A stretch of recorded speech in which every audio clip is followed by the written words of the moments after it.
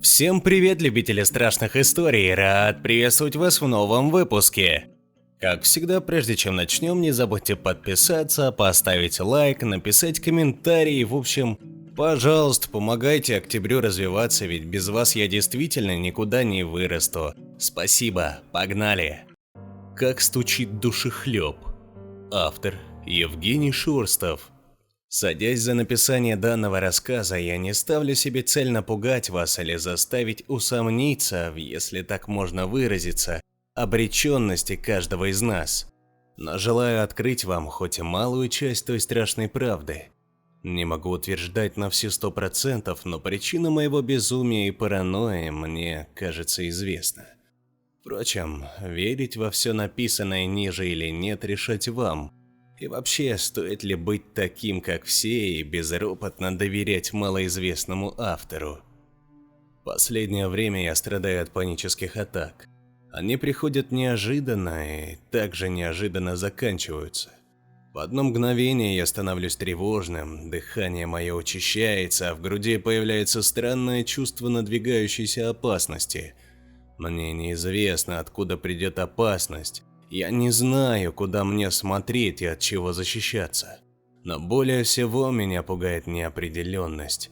Это очередная паническая атака, или я действительно заметил краем глаза что-то, способное причинить мне вред, оттого и испугался. Я стал раздражительным, перестал выходить на улицу, запустил жилище и, видимо, начинаю потихоньку сходить с ума. Мне постоянно кажется, что со мной в квартире кто-то есть. Он быстр, ловок, отлично прячется и умело использует мои страхи, чтобы своими шорохами и тихими смешками окончательно довести меня, если не до суицида, так до чего-то более ужасного.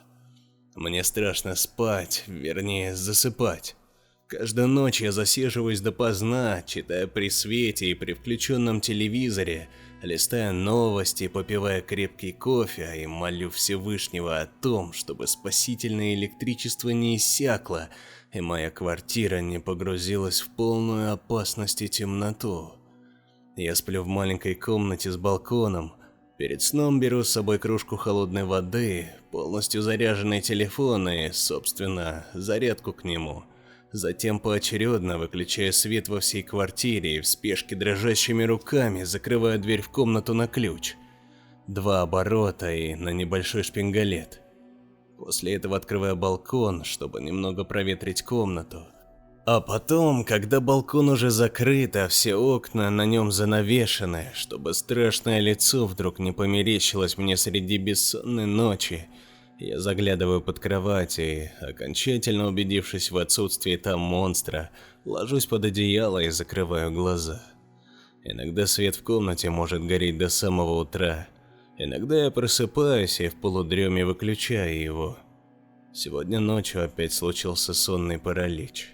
По моей комнате бегал черный карлик, а около кровати стоял обнаженный тучный мужчина и противно мне улыбался. Но даже эти ужасы не так страшны, как мои кошмары, в которых мне приходится убегать от ужасных гниющих старух. И каждый раз я падаю на землю, лежу в ожидании смерти, пока чудовищное тело приближается ко мне с жуткой ухмылкой. И пытаюсь, как бы смешно это ни звучало, нащупать у себя на плече кнопку, которая остановит сон. Но у меня никогда не получается, и существо набрасывается на меня. Также последние 2 недели мне везде стало темно.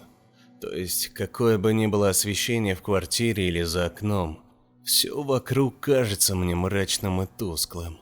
А возможно, из-за недостатка витаминов у меня развилась куриная слепота, или из-за каждодневных ночных посиделок стало садиться зрение, но что-то подсказывает мне, что виной всему стал именно незримый оккупант, что присвоил себе мою квартиру и медленно отбирает у меня последние полномочия.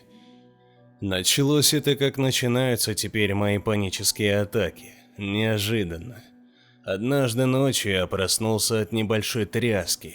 Катя, моя девушка, в слезах молила меня подняться и посмотреть на окно.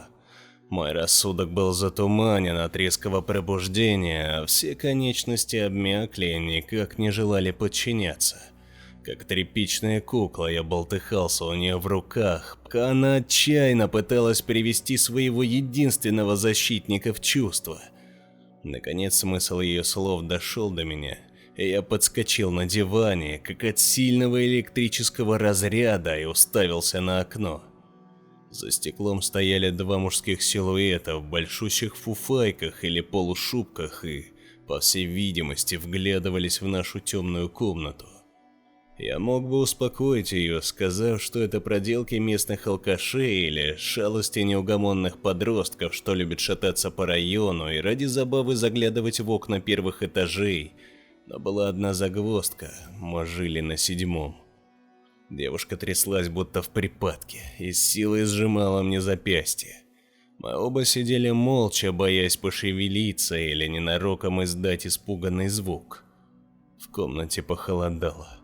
Но меня заболела спина, болезненно скрутило живот и стало совсем невыносимо дышать. Словно сами легкие промерзли и отказались пропускать через себя воздух.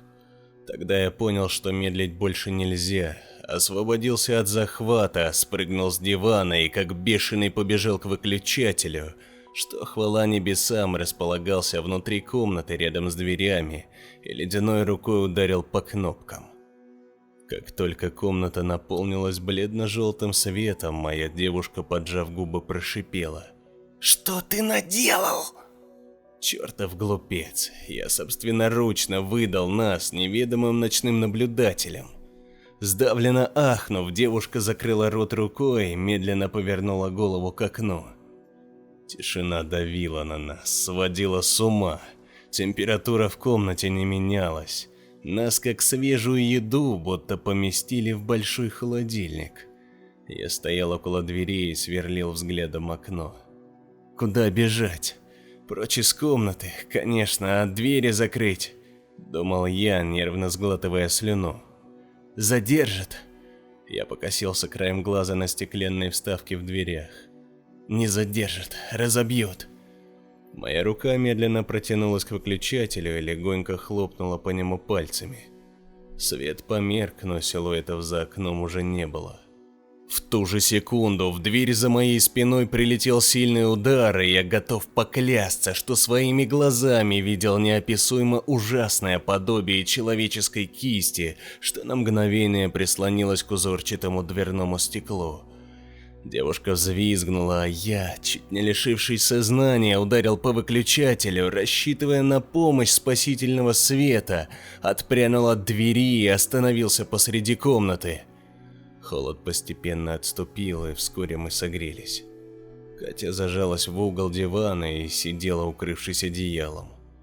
Я, бесшумно ступая по комнате, занавесил окно, подпер двери компьютерным стулом и включил телевизор, чтобы заиметь еще один источник света. Что бы ни было там за дверью, оно точно знало, что мы внутри освещенного убежища, но соваться к нам не решалось. Ни о каком сне не шло и речи. Остаток ночи прошел в тревожном ожидании чего-то невероятно ужасного, но, к счастью, ничего не произошло. Утром из окна полился белый свет, и вместо двух силуэтов за стеклом можно было разглядеть мутную полупрозрачную дымку, несущуюся по грустному серо-голубому небу, что, несмотря на весь свой мрак, теперь казалось самым прекрасным зрелищем за последние несколько часов. И птицы, они просыпались, разукрашивая эту серую атмосферу в цвет надежды одними своими песнями. Немного успокоившись, я смело шагнул за дверь. Обошел всю квартиру и, ничего не обнаружив, вернулся к Кате. «Давай в церковь сходим», — предложила она, подняв на меня свои большие испуганные глаза. «Я не усну больше, это чертовщина какая-то». «Надо сходить», — бездумно кивал я, потирая вспотевший лоб. Но до церкви мы так и не дошли. Поход не задался уже в подъезде, когда мы чуть не свалились в шахту лифта. Дело в том, что двери открылись, но кабина по какой-то причине остановилась на этаж выше. Отдать мне должное, я не утратил самообладание и тут же успокоил Катю, предложив спуститься по лестнице. В подземном переходе, что был неотъемлемой частью любого нашего пути, нам навстречу вышла противная низкая старуха. Она остановилась посреди дороги, осмотрела нас с головы до ног и ехидно усмехнулась, обнажив гнилые зубы, и, обратившись к Кате, мерзко пропела: «Дай-ка я тебя за локоток подержу». В ужасе Катя отпрыгнула от старухи и спряталась за моей спиной. Бабка почесала густой пушок черных волосков над губой и громко рассмеялась. «Вы знаете, что вам самим лучше закончить?» Она сплюнула кровь на кафельную плитку перехода и начала медленно приближаться к нам. От нее пахло потом и прочими нечистотами. Внешний вид женщины не на шутку пугал. Она шла, будто хромая на две ноги, и чуть слышно шипела. Не раздумывая более ни секунды, я схватил свою девушку за руку, развернулся и увел ее обратно домой, прочь от старой сумасшедшей. Дома Кате стало плохо, ее лихорадило, тошнило, она побледнела и похолодела. На все мои вопросы девушка отвечала через силу, трясущимися от страха губами. Я даже вызвал ей скорую помощь, но та, увы, по сей день не приехала. Истощенные после ночного происшествия, мы уснули в гостиной и проспали до самого вечера. Идти нам было некуда, оба детдомовские, с раннего детства друг за друга горой. Работаем вместе, друзей среди коллег не имеем. Да и зачем уходить? Дом наш совсем новый, место отличное, и никаких страшных баек про него не ходит, поэтому вряд ли можно списать бесовщину на происки древних духов, потревоженных строительством. Значит, дело именно в нас. Я поделился своими мыслями с Катей. Она не оценила моего пессимизма и заявила, что с завтрашнего дня намерена собрать вещи и покинуть квартиру. Когда время перевалило за полночь, мы ушли в маленькую комнату с балконом, в которой я сплю по сей день, уселись на небольшую кровать и просидели при свете до глубокой ночи. «Давай, не так категорично, прошу тебя», — говорил я, растирая ей дрожащие руки. «Завтра дойдем до церкви, нам осветят квартиру». «Не пойду никуда», — хныкала она. «У меня сил нет, я умираю, наверное. Да почему же на нас такая напасть?» «А ну-ка, брось», — оборвал я. «Ну, почудилось нам, знаешь, из-за утечки газа может такое быть, галлюцинация». «Одинаковые? У двух людей?» В моей груди завибрировал холодный ужас. Я стыдливо отвел от Кати глаза, чтобы не выдать себя, и глубоко вздохнул. Она же молча опустила голову мне на плечо и, хлюпнув носом, снова тихонько заплакала. Из дремоты меня выдернул знакомый щелчок выключателя. Я вздрогнул, повернул голову на дверь и прислушался. «Кто-то свет включил», – прошептала дрожащая Катя. В глубине квартиры послышался тихий смех. Мы сразу узнали его, так смеялась эта чертова старуха в переходе сегодня утром. Я втянул живот, чтобы подавить в себе нарастающую панику, аккуратно спустил ноги с кровати и чуть слышно поднялся. «Господи!» – испуганно проскулила Катя. Щелчок. На этот раз чуть тише, видимо, теперь свет зажегся на кухне. Ночной гость пошел в противоположную нашей комнате сторону, значит, мы выиграли время. Тихими, но довольно широкими шажками я приблизился к двери. Взялся за заранее выставленный в замочную скважину ключ и обмяк от душераздирающего ужаса. Нечто на кухне громко рассмеялось и стремительно помчалось в нашу сторону. Тяжелые шаги отзывались эхом в моей больной голове. Я никак не мог закрыть дверь, руки не слушались меня, а ноги болезненно подкашивались в судороге. Свет зажегся в небольшом коридорчике за нашей дверью спустя полсекунды, как мне удалось справиться с замком. В дверь сильно стукнули, а в нос ударил противный запах гнили. Я отошел на несколько шагов назад и присел на корточки, желая разглядеть в щели под дверью ноги, если у этого вообще есть что-то похожее на ноги. Но так ничего и не увидел, но, как оказалось, этому нечто не требовался физический облик, чтобы отбрасывать тень. Она медленно вытекала из-под двери, похожая на щупальца тень, уверенно подбиралась к кровати, однако, коснувшись моей ноги, остановилась и внезапно налилась красным. Жгучая пульсирующая боль охватила меня. Я вскрикнул, схватился за обожженную конечность и запрыгнул на кровать. Тень снова стала черной и уползла под дверь. На месте ожога нога покрылась мерзкими, наполненными гноем волдырями, которые доставили мне максимум боли и дискомфорта в ту ночь. Однако к утру бесследно исчезли. Захлебываясь слезами, Катя заткнула щель толстым одеялом, а мне выписала вполне заслуженную звонкую пощечину за несвоевременно закрытую дверь. События следующего дня запомнились мне крайне смутно, поэтому я заранее хочу извиниться за отсутствие некоторых особо интересных подробностей. Не могу сказать точно, спал ли я эту ночь или провел ее в легкой дремоте, но когда Катя проснулась и вновь обратилась ко мне, на часах было около 9 утра.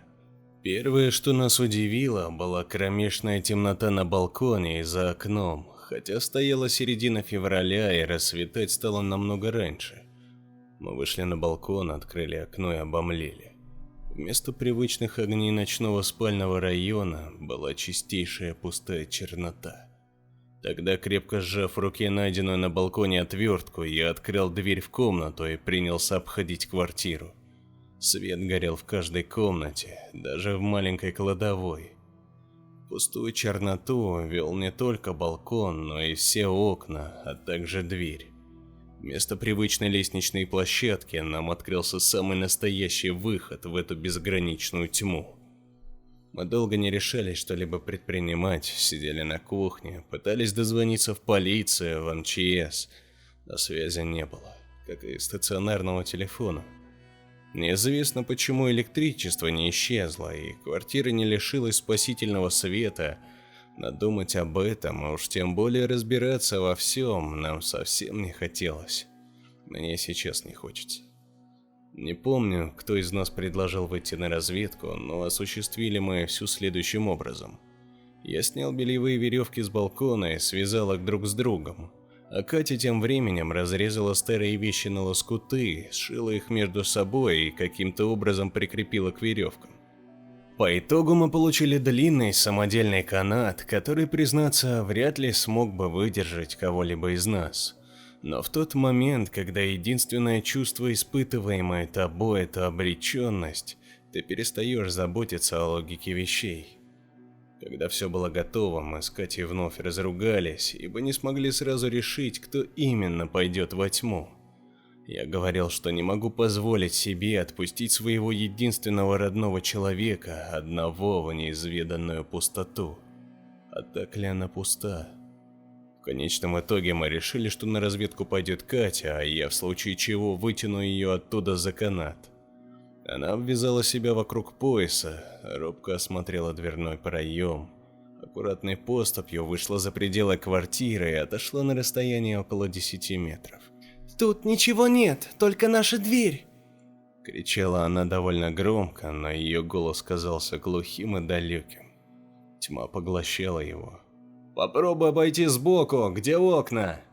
Кричал я ей. Звуки разлетались по квартире, но до Кати не доходили. Тогда я махнул ей легонько, дернул за канат. Девушка вернулась ко мне, и мы заперли дверь. «Это не такой пол, как в подъезде», — рассказывала она, запивая кусок вчерашнего хлеба теплым чаем. «Он вот как маты в спортзале. Вроде не твердый, но и не мягкий». «А окна?» — взволнованно спрашивал я. «Окна ты видела? Свет может быть?» «Нет, туда вообще свет не попадает, только дверь как белое пятно. Я, наверное, еще раз туда схожу, от двери аккуратно дойду до окна, Ты только держи меня. Клянусь, я не помню, отговаривал ли я ее от этой идеи или, возможно, сам стал ее инициатором. А описанный выше диалог лишь плод моей фантазии, но одно я помню точно. Катя зашла за угол и, пока я шел по квартире к окну, чтобы ее встретить, пропала. Канат попросту обмяк в моих руках. По телу побежали мурашки, в глазах потемнело. Моя пропавшая девушка не издала ни звука. Впрочем, я мог его попросту не услышать. Тьма забрала Катю. Мне осталась лишь большая петля на конце каната. Обессиленный, я с яростью захлопнул дверь и упал посреди коридора, схватившись за голову. Слезы сами лились из глаз, в висках противно стучало, сердце бешено колотилось, а в памяти яркими вспышками проносились моменты нашей с Катей совместной жизни. В тот момент я действительно отчаялся и, мысленно попросив Всевышнего о быстрой безболезненной смерти, задремал. Проснувшись днем, я первым делом бросился искать свою любимую, но, увы, так и не нашел. Чернота за окном тем временем сменилась на привычный мне вид. Окружающий мир вернулся ко мне, или я к нему. Не теряя ни секунды, я собрал документы, деньги, некоторые вещи и ушел из квартиры. Вот и все, покончено, думалось мне. На первое время было решено остановиться в недорогом отеле, затем заручиться помощью коллег по работе и найти себе новое жилье. Единственное, что не давало мне покоя, это исчезновение Кати, и более всего меня интересовало, могу ли я ее вернуть назад. Но история квартиры на этом не заканчивается. Заснув в теплом номере отеля, а утром я вновь очутился в своей маленькой комнате с балконом. Тот страх, что сковал меня по рукам и ногам, нельзя назвать липким или удушающим. Это был давящий ужас, что, подобно мощнейшему прессу, прижал меня к земле и постепенно вдавливал в холодный могильный грунт. Утром я решил вернуться к нашему первоначальному плану и все-таки отправился в церковь. Батюшки не было на месте, а церковные бабки лишь развели руками, и после всех моих рассказов о таинственной темноте, забирающей людей, посмотрели на меня как на безумца. Но среди нескольких попрошаек, что можно встретить у ворот любого храма, нашелся один полезный мужичок. Он сам подошел ко мне, взял под руку, прошептал что-то вроде «От тебя за версту гнилью тянет. Что, тоже с темнотой дело имеешь? Да, вижу. Пойдем, я тебе за бутылочку белой все расскажу, не бойся». Я вел его за собой практически бездумно.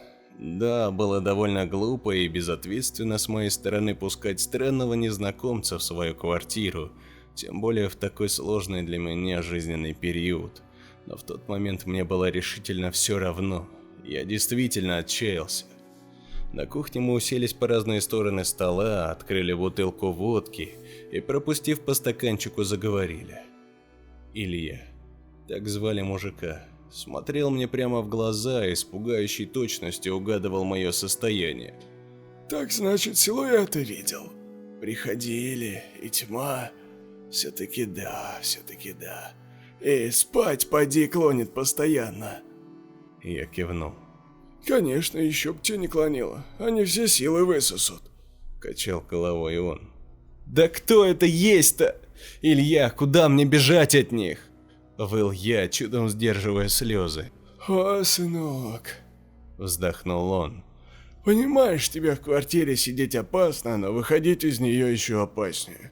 У тебя в доме чудовище. Даже не чудовище, а как бы тебе это объяснить, само зло. У них не агентура какая-нибудь, чтобы справки в 2 счета наводить и узнавать, как тебя можно выманить во тьму эту. Это не призраки и не демоны, об этих только юродивые знают, да пациенты, психи, в общем. Ты в отеле от них не скроешься, все уже, квартира оккупирована, можно сказать, а ты теперь, считай, ее частью стал. И вот они тебя к себе и тащат». «Как они меня живого тащат? Я же не колдун какой-то, душу не продавал никому, обряды не делал, жил и не трогал никого».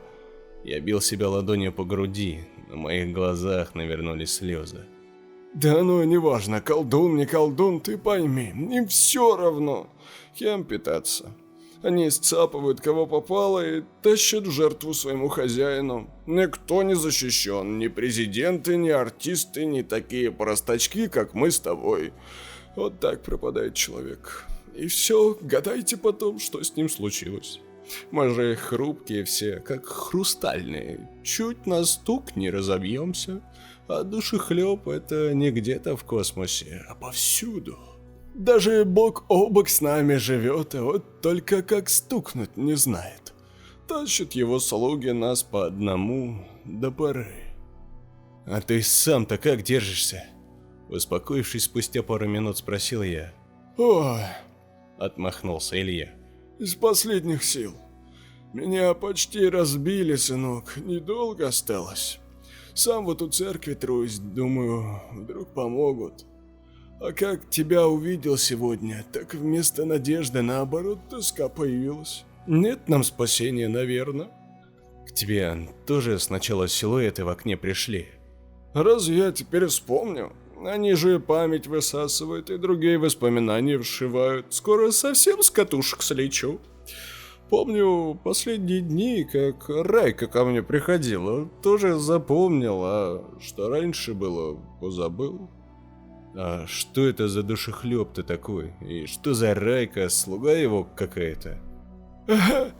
Усмехнулся Илья. Про первого толком нигде не прочитаешь, они тебе сами нашепчут. А Райка ему не слуга, хотя та еще нечисть. Давай-ка я тебе лучше покажу. Мужик схватил меня за руку, приблизился ко мне лицом и широко раскрыл глаза. Я не успела пикнуть, как оказался поглощен его бездонными черными зрачками. Как будто телевизионные помехи пронеслись мимо моих глаз, а затем все окружение начало переливаться самыми мерзкими цветами. И вдруг картинка стала четкой. Я был невидимым наблюдателем, прикованным к углу комнаты, как камера видеонаблюдения. Передо мной возникла неубранная прокуренная кухня, освещаемая тусклым светом из запотевшего, заклеенного малярным скотчем в некоторых местах окна. В углу ржавой батареи сидел Илья, он курил вонючую дешевую сигарету и громко кашлял, выпуская горький дым. А рядом с ним, перебивая ядреным запахом своих рыночных духов тяжелую сигаретную вонь, сидела тучная женщина в ярко-красной блузке. Красивым указательным пальцем она поправляла крашеную челку и им же грозила Илье, причитая: «Загубил жену, только ты виноват и никто больше. Всю жизнь по одному закону прожить можно, всегда работал и сейчас работает, слышишь меня?» Илья бездумно кивал, кривя рот. «Как должно быть», — продолжала Райка. «Муж жене спуска не дает, а жена мужу. Он все ее истерики должен на нет сводить, чтобы она из мухи слона не делала, а жена его обязана в узде держать, чтобы с плохими людьми не водился и руку на нее поднимать не смел. Иначе либо она, стерва, его в могилу сгонит, либо он ее кокнет». Илья громко прокашлялся. «Вот-вот», — Райка потрясла кривым пальцем. «Расходитесь к чертям и ищите другого себе по силам, вот и весь сказ». «Да куда мне уходить, Рай?»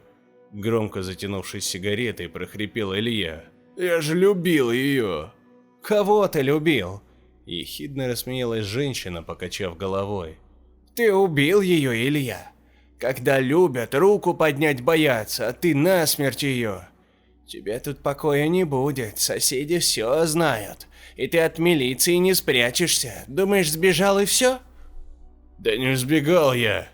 Илья стукнул ладонью по столу. «Я проснулся тут!» «Илюш, тебе самому легче будет. Повесься вон в комнате, да и все». Илья опустил голову и тихонько завыл. Помехи снова перекрыли мне вид. В ушах запищало, а затем все резко стихло. Я вновь очутился у себя на кухне. Мой собеседник тер усталые глаза и тихо вздыхал. «Она права, сынок», — шептал он. «Я теперь сам понял. Если ты сам не закончишь, то они тебя заберут. Илья зажмурился и тяжело вздохнул. Только вешаться нельзя, это долго все. Они тогда выиграют, пока ты умирать будешь. Надо быстро. Фен есть в доме? Чего? Удивился я. Ну, голову, которым сушат. Есть. До ванны дотянется? Ты что, Илья? Воскликнул я, окоченев от ужаса. Надо душу спасти, чтобы в рай попасть или куда там, лишь бы не к нему. Какой рай, я же сам на себя руки наложу. Слезы вновь побежали по моим щекам. Да даже в ад лучше, чем к нему в лапы, но тут проблема, сынок. Если он тебя не получит, то рассердится и, может, стукнет сильнее обычного. А мы же хрустальные. Я окончательно паник. Мои руки похолодели, голова устало легла на грудь. Я робко облизывал сухие трясущиеся губы и тихо сопел носом, пока Илья заливал в себя стопку за стопкой. Мы еще видели какую-то бабку, она кровью плевала. Снова обратился я к нему. Это тоже жертва, наверное, но только уже совсем плохая. Вздохнул мужик. Он сложил руки на столе, положил на них голову и задремал. Я тихонько поднялся, дошел до уборной, а когда вернулся, Ильи не было. Двери и окна были закрыты, видимо, он попросту растворился во сне и вернулся к себе в оккупированную квартиру. Спустя 2 или 3 дня я завопил от ужаса и рухнул на пол, когда, проходя мимо большой комнаты, увидел посреди нее страшный железный гроб. В нем лежала моя Катя. Она была покрыта чем-то вроде каменной корки. Из ее глаз, ноздрей и рта вытекала темно-алая зловонная жидкость. Спустя несколько минут гроб бесследно исчез. С тех пор я перестал выходить из квартиры, лишь изредка прислонялся ухом к входной двери и слушал разговоры соседей на лестничной площадке. Они говорили, что в подъезде стоит трупный смрад. Вчера я увидел в окне огромный полупрозрачный глаз.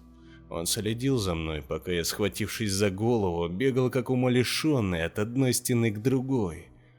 Теперь я окончательно уничтоженный, как морально, так и физически, оставляя после себя лишь эти записи. Анализируя все сказанное Ильей, мне никак не удается понять одну вещь. Неужели спастись от душехлеба так легко? Тогда почему каждый второй не додумался до такого простого выхода? Даже если я, убитый горем после пропажи Кати, раздумывал о смерти. Быть может, все, решившиеся на столь серьезный шаг, сделали все неправильно и отдали себя ему в руки. А вдруг самоубийство и есть проигрыш? А Илья был одним из хитрых слуг, чья задача подстрекать невинных жертв, сдавать их души добровольно. Но если все обстоит иначе, и спасение одной души грозит сотням других яростью неведомого зла, что своим сильным стуком готов разбить нас, хрустальных, у меня нет ответов, как и сил их искать. Я истощен и готов к любому шагу, нужна лишь искра. И все же, знаете, я совершенно спокойно, уже ничего не боюсь, и беспокоюсь только о вас. И лишь одна мысль тревожит меня. Неужели действительно никто, даже самый простой и безобидный человек, не защищен? Но выбор есть всегда. Сдаться и предать других, очернив свою душу самоубийством. Но возможно, отдаться хитрому душехлебу или почить от истощения и выиграть. Но где вероятность, что этот ход будет действительно выигрышным, и он не заберет меня, как говорил Илья? Впрочем, о моем решении вам уже не узнать. До поры. А на этом у меня все, друзья. Надеюсь, история вам понравилась. Все еще ставьте лайк и пишите комментарии. Очень буду рад вашей поддержке, ведь именно так вы помогаете продвигаться каналу Истории Октября. Ну что ж, обожаю вас, а с вами был Октябрь. До новых встреч, друзья!